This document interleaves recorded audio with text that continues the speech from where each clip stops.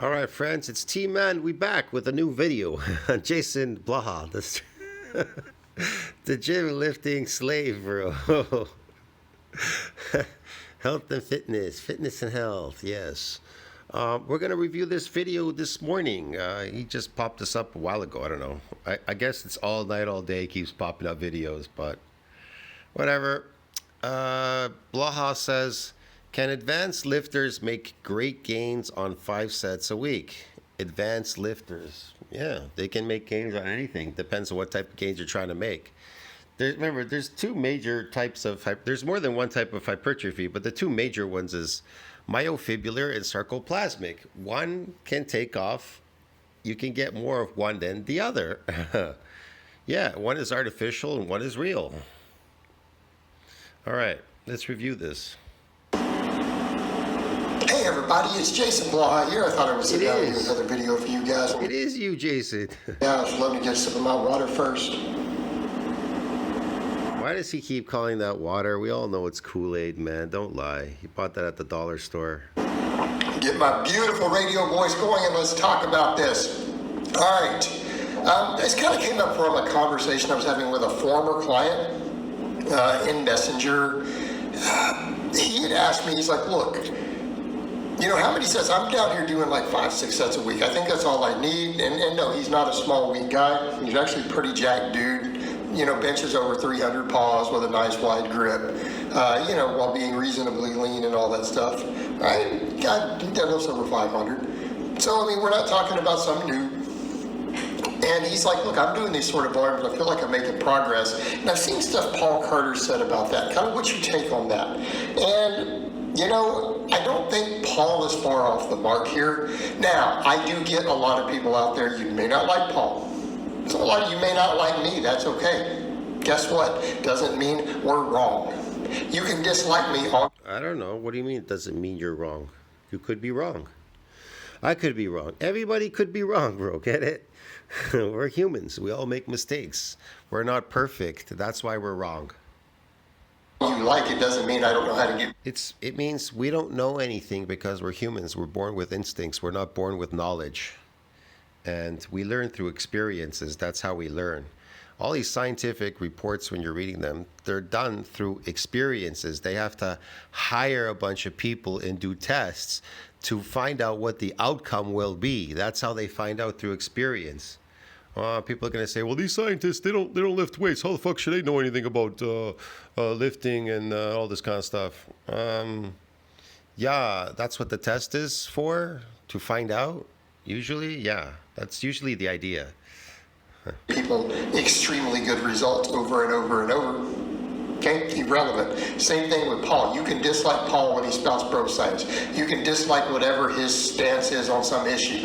That's fine. That doesn't. Who's Paul, man? What the hell is he talking about? Make him wrong. Does he get good results? Yes. Does he have a decent idea of the evidence? Yes. Does he have decades of experience coaching and getting people extremely good results in everything previously, from powerlifting all the way to bodybuilding? Yes. No, you don't. No, you don't. You're a liar. I don't believe anything you have to say, Blaha. You're full of it. Okay? That's worth something.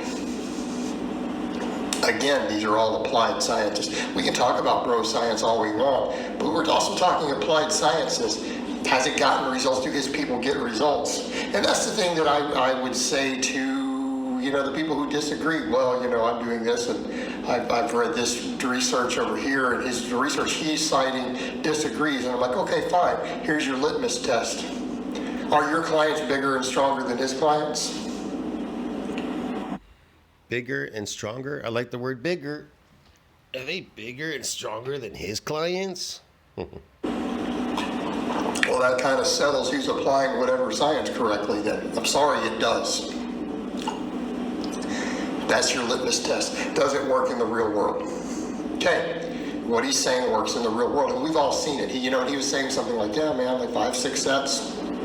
And I saw the thing he linked, I saw where Paul was mentioning, look, a lot of these high volume studies, because keep in mind, we've had a bunch of studies showing 10 or less sets produce maximum growth. coming from different researchers, not 10 and less sets create growth. Man, wow, sets do not create growth. Okay, let's explain it this way. If you're adapted to your exercises and you're eating carbohydrates and you lift in a gym, then yes, you could get some growth in doing these so-called sets. For every gram of glycogen, 3 grams of water are drawn into the muscle, okay? So what type of growth is it? It's sarcoplasmic hypertrophy, okay? It isn't based on myofibrillar hypertrophy. A person that is adapted and all of a sudden you notice they're getting a little bit bigger. Their body size is blowing up a bit in an adapted state. It's sarcoplasmic. If they're eating carbohydrates, which the majority of people are.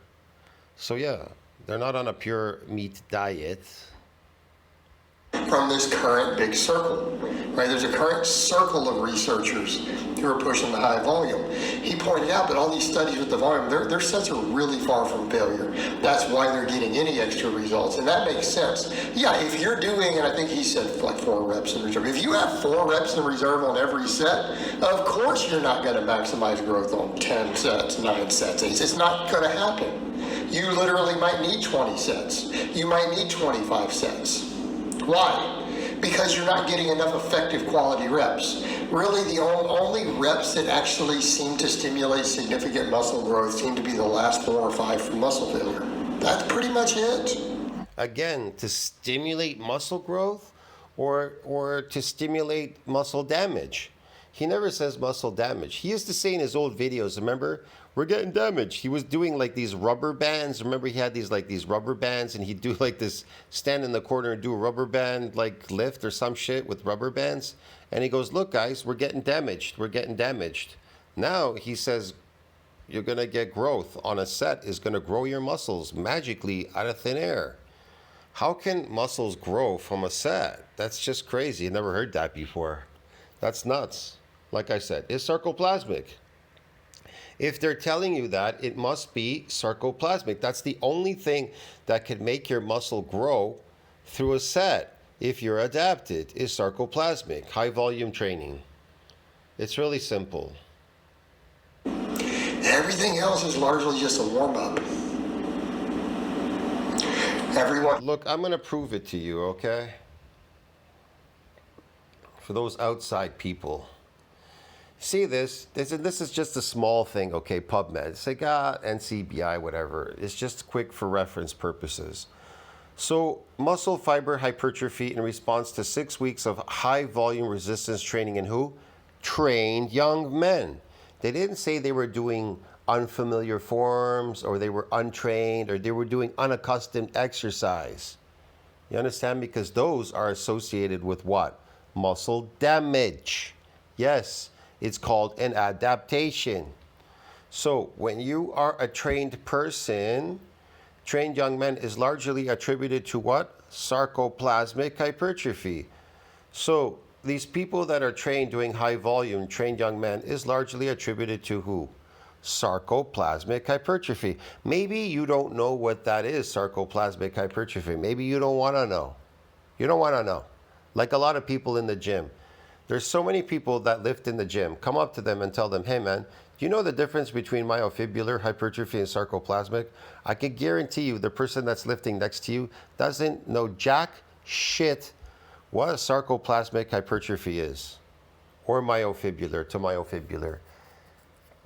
They just think they're building muscle in a gym. And gyms don't build muscles. They'll build sarcoplasmic muscles.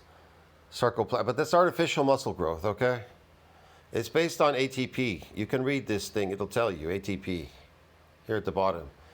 Sarcoplasmic proteins. These are not contractile proteins. These are sarcoplasmic proteins involved in what? Glycolysis and other metabolic processes. It says here related to what? ATP generation. Here way at the bottom there. See that? Way down there. Interestingly, these effects seem to persist up to 8 days following training. That I know. That's why in my old video, in my old channel, I did sarcoplasmic lifting. Remember, 5 weeks. And in 5 weeks, I gained what? 20 pounds of what? Sarcoplasmic hypertrophy. Get it?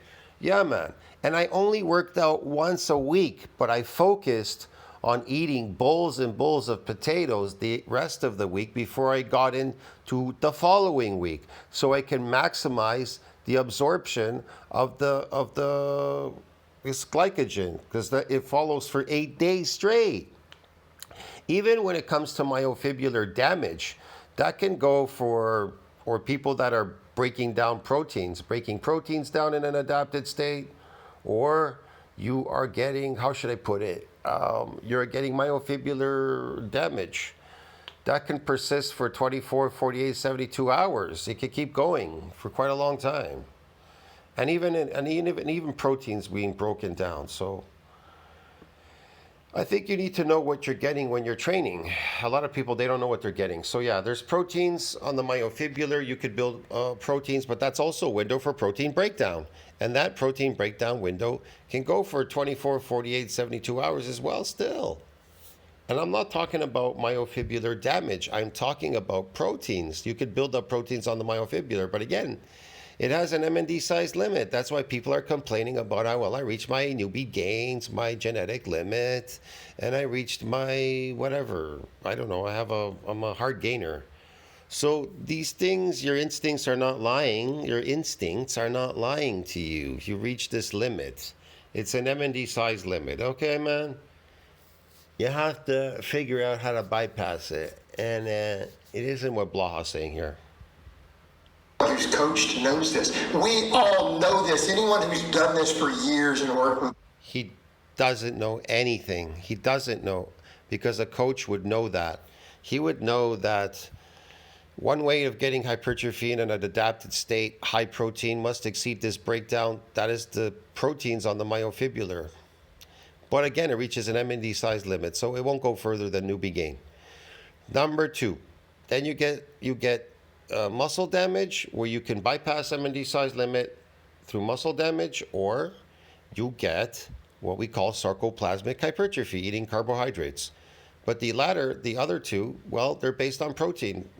Protein synthesis must exceed this breakdown. Yeah. Different types of athletes and lifters.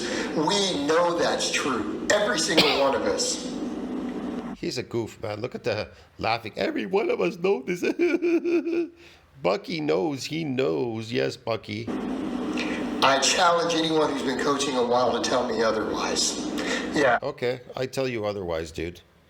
I'll tell you don't know what you're doing. You're wasting your time. And that's why your lifters are doing 30 sets of a body part, because you're letting them train like that. Of course they're not going to get results. That's why they need that much. Experience medieval times.